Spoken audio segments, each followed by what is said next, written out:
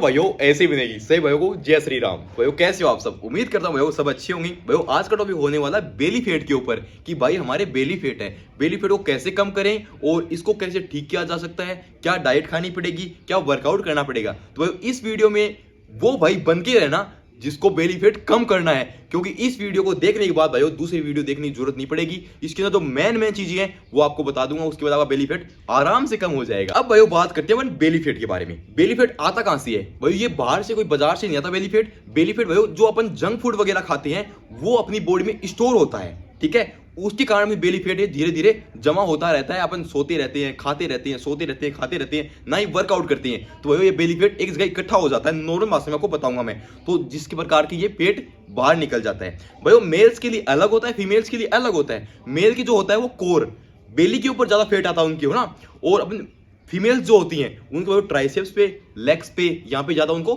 Fat आता है। अब भाइयों आपको ध्यान किस चीज का रखना है? ध्यान रखना है फूड सिलेक्शन का। अगर फूड सिलेक्शन का ध्यान रख लोगे तो बेली फैट आपका धीरे धीरे सारा खत्म हो जाएगा।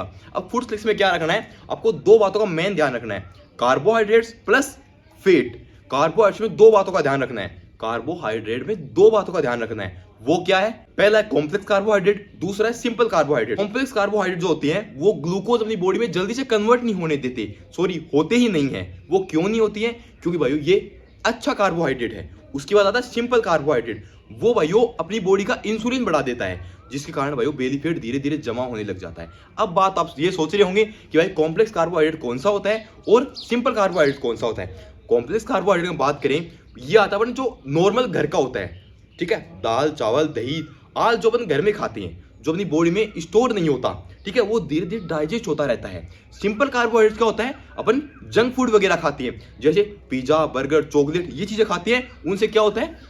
कैलोरी ज्यादा मिलेंगी, एनर्जी मिलेगी अपन को, ठीक है। वो क्या होता है? पावर लिफ्टर वगैरह उसको खाते हैं, जंक फूड वगैरह खाते हैं, वो क्या खाती है?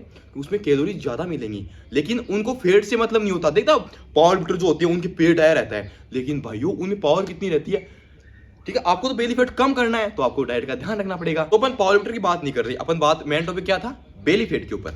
तो अब आपको इनका सिलेक्शन करना है कि अपन को क्या खाना है और क्या नहीं खाना है। तो आपको कॉम्प्लेक्स कार्बोहाइड्रेट खाने हैं। अब कॉम्प्लेक्स कार्बोहाइड्रेट पता चल गया आपको कौन किस किस चीज में कॉम्प्लेक्स कार्बोहाइड्रेट होते हैं और सिंपल कार्बोहाइड्रेट किस किस में होते हैं। तो भाई इसमें कैलोरी की बात करें तो भाई कॉम्प्लेक्स कार्बोहाइड्रेट में कम कैलोरी होंगी और ज्यादा खाना होगा, और कैलोरीज उसमें सिंपल कार्बोहाइड्रेट में ज्यादा कैलोरी होंगी और कम खाना होगा। तो भाई उसमें आपको सिंपल कार्बोहाइड्रेट में नहीं जाना है, ठीक है। वो अपनी कोई काम का नहीं है, फिलहाल वो बेली फैट कम करना है। अपन को रखना है कॉम्प्लेक्स कार्बोहाइड्रेट जो नॉर्मल घर पे रहता है।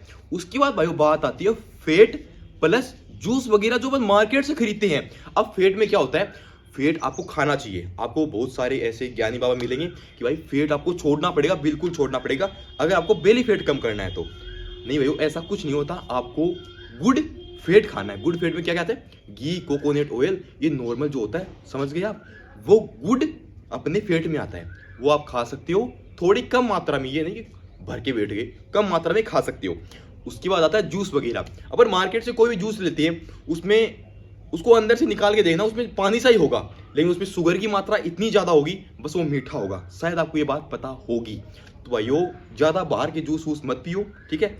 शुगर नहीं डालनी उसके अंदर। नॉर्मल आप घर पे बना के जूस पी सकते हो, और जूस नहीं बनता आपसे तो आप एक फ्रूट खा सकते हो। उसमें भाइयों आपको अच्छी कैलोरीज, सॉरी कम कैलोरीज मिल जाएंगी, और उसमें काफ़ी चीज़ें होती हैं जैसे फाइबर वगैरह और बहुत सारी चीज़ें होती हैं। फ्रूट्स के ऊपर एक बहुत मैंने वीडियो बना रखी है भाइयों, एक बार आईडी खोल के देखना आप, बहुत सारी वीडियोस पड़ी। अब बात भाइयों ये आती है कि वो कैलोरीज कितनी खानी चाहिए, ठीक है। अगर भाइयों आपका मेंटेनेंस कैलोरी आपकी 2000 है तो आपको 2200 कैलोरीज नहीं खानी है, ठीक है। आपको खानी है गुड कैलोरी। आप कार्डियो करोगे, वर्कआउट करोगे। अगर आप वर्कआउट नहीं करते हो तो वर्कआउट आपको ऐड करना ही पड़ेगा, तभी भाइयों आपका बेली फैट कम होगा। ये आपको खाना पीना कुछ नहीं छोड़ना है, अच्छा खाना है, गुड खाना है, अपनी रिक्वायरमेंट के हिसाब से खाना है। और भाइयों धीरे धीरे करके, पसीना पूछ लेता हूं मैं, धीरे धीरे करके आपका बेली फैट आराम से कम हो जाएगा। तो भाइयों वर्कआउट स्टार्ट करो, ट्रेनिंग करो। जो मैंने आज पूरी वीडियो में आपको समझाया है डाइट के बारे में, उसको फोकस करो उस चीज के ऊपर कि मैंने क्या समझाया, समझ में आ गया तो बहुत ही अच्छी बात है। अब ये कि अपन डाइट में क्या क्या चीजें ऐड करें, अगर प्रॉपरली पूरे दिन का शेड्यूल देखें, भाई डिस्क्रिप्शन में मैं लिंक डाल रहा हूँ फुल डे ऑफ ईटिंग का, बेली फैट के लिए, फेट लॉस के लिए उसमें डाइट वाइट डाली है, पूरी प्रॉपरली बताया, इसके अंदर पूरा समझाया है, वो जाके आप देख सकते हो और मैं बेली फैट कम कर सकती हो। तो ये छोटी सी वीडियो भाइयों आपको बहुत ही अच्छी लगी होगी, क्योंकि आजकल क्या तो वेट गेन की प्रॉब्लम भाइयों को और या फिर वेट लॉस की प्रॉब्लम है। भाइयों मैंने वेट गेन भी कर लिया और वेट लॉस भी कर लिया। मैं चाहूँ तो 1 महीने में लॉस कर सकता हूँ और 1 महीने में अब भी मेरा वेट कर सकता हूँ। तो भाई मैं कर सकता हूँ, मैं करवा भी सकता हूँ। तो भाई इन चीज़ों का ध्यान रखो आप भी, और कमेंट बॉक्स में बताना कि ये वीडियो आपको कैसी लगी। उम्मीद करता हूँ भाइयों कि आप अच्छे होंगे। मिलेंगे एक नई वीडियो में बहुत ही अच्छे टॉपिक के साथ। तब तक सारे भाई बोलो जय श्री राम।